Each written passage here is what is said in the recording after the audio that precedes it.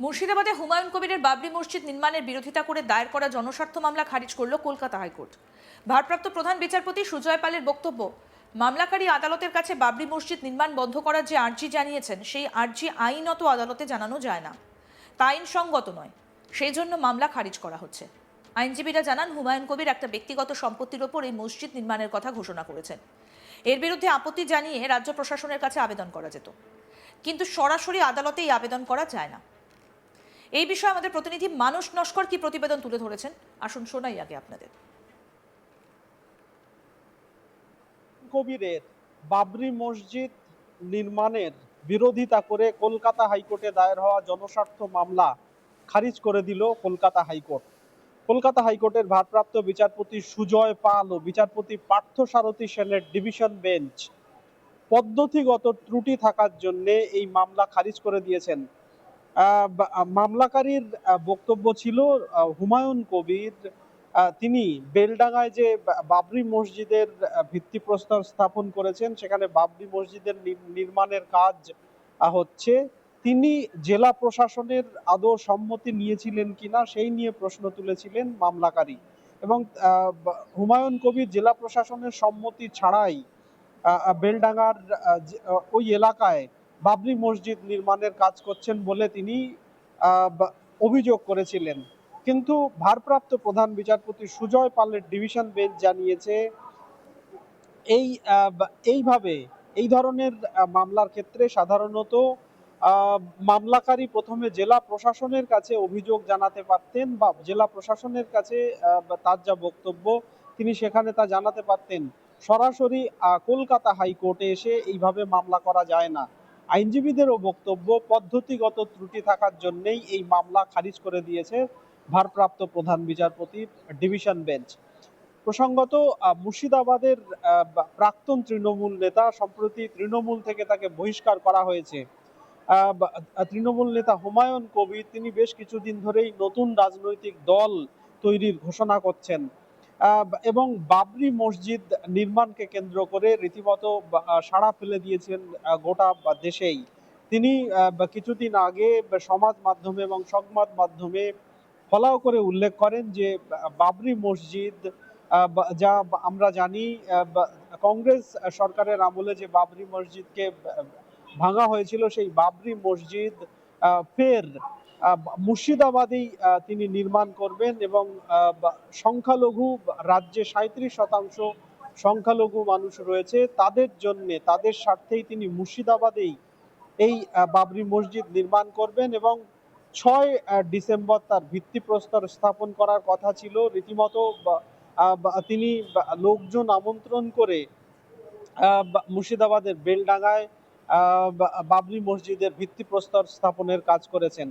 আমরা জানি যে এই অনুষ্ঠানের আগেও কলকাতা হাইকোর্টে জনস্বার্থ মামলা দায়ের হয়েছিল, তার কারণ এই ঘটনাকে কেন্দ্র করে নতুন করে অশান্তি ছড়াতে পারে, নতুন করে অস্থিরতা তৈরি হতে পারে জনমানুষে, এই দাবি জানিয়ে এবং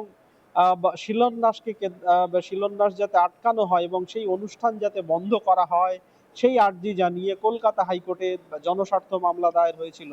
ভারপ্রাপ্ত প্রধান বিচারপতির বেঞ্চ তখনও এই বিষয়ে হস্তক্ষেপ করেনি এবং জেলা প্রশাসনকে রাজ্যের অ্যাডভোকেট জেনারেল আদালতে জানিয়েছিলেন যে পুলিশ প্রশাসন সজাগ রয়েছে, নজর রাখছে পুরো পরিস্থিতির ওপরে।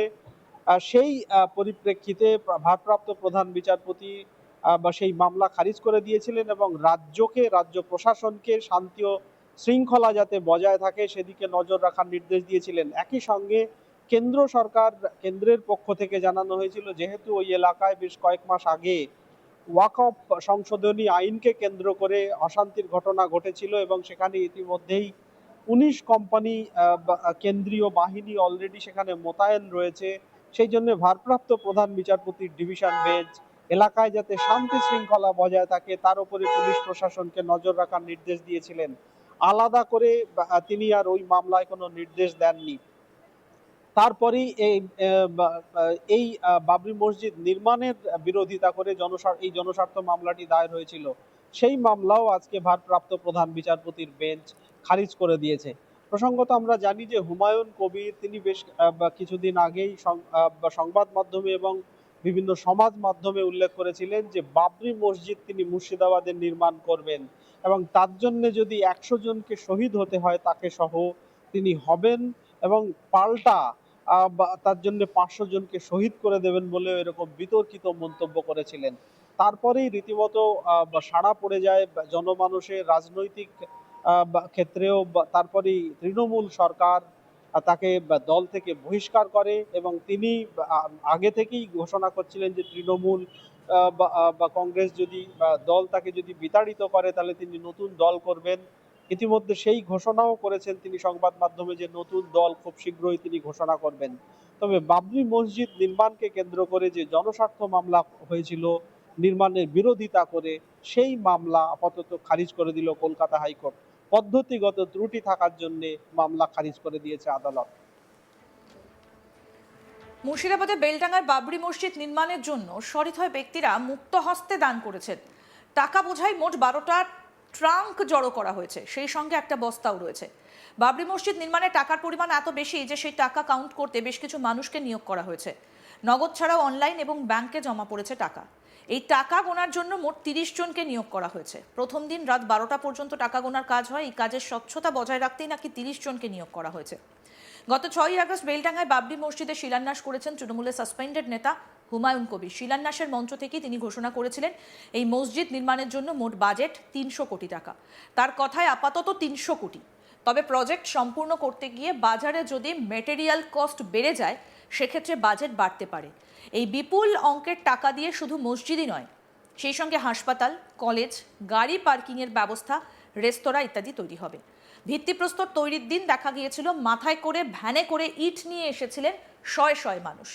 সূত্রের খবর, খুচরো টাকা থেকে শুরু করে নগদের মধ্যে রয়েছে 10 টাকা, 20 টাকা, 50 টাকা, 100 টাকা, 200 টাকা, 500 টাকার নোট। সব মিলিয়ে এখনো পর্যন্ত প্রায় 3 কোটি টাকা জমা পড়েছে।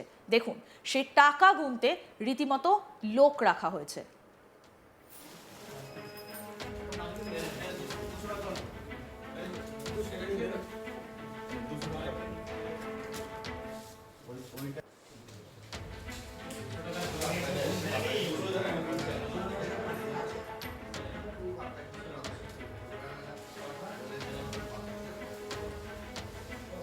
Paschimbanga Islamic foundation of India ট্রাস্টের নামেই জমা পড়েছে বেলডাঙ্গার বাবরি মসজিদ নির্মাণের জন্য দানের টাকা। শিলান্যাসের মঞ্চে নগদ যে পরিমাণ অর্থ জমা পড়েছে তা বয়ে আনতে মোট 12টা ট্রাঙ্ক লেগেছে। ফেসবুক লাইভ করে দানের অর্থ গণনা দেখিয়েছেন হুমায়ুন কবির। হাতে গুনে কুল কিনারা পাওয়া যাচ্ছিল না, ফলে আনতে হয় টাকার মেশিনও। আরও আপডেট পেতে দেখতে থাকুন আজ তাক বাংলা। সাবস্ক্রাইব করুন, নোটিফিকেশন পেতে বেল বাটন অপশন প্রেস করুন।